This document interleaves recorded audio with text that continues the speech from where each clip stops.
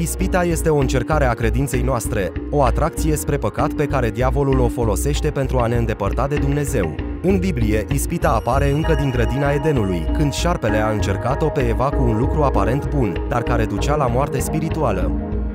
Apostolul Iacov ne spune clar: și fiecare este ispitit când este atras de pofta lui însuși și momit. Apoi pofta, când a zămislit, dă naștere păcatului, iar păcatul, odată făptuit, aduce moarte. Ispita vine în multe forme: dorința de lucruri interzise, mândria, iubirea de bani, pofta trupească, lenea spirituală și multe altele.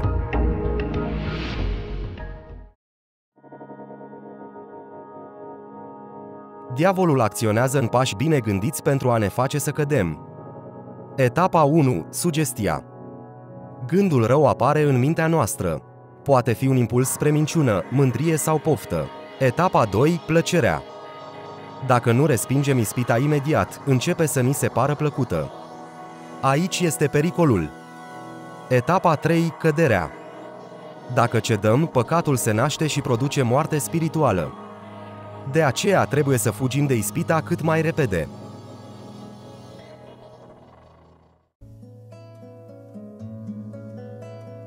Pentru că ispita este arma diavolului împotriva noastră. Ea ne slăbește credința, ne îndepărtează de Dumnezeu și poate avea consecințe grave asupra vieții noastre. Iisus ne-a avertizat clar: vegheați și rugați-vă ca să nu cădeți în ispită, duhul este plin de râvănă, dar trupul este neputincios. Dacă cedăm ispitei, inima noastră se împietrește, iar păcatul devine un lanț greu de rupt. Însă vestea bună este că Dumnezeu ne oferă mereu o cale de scăpare.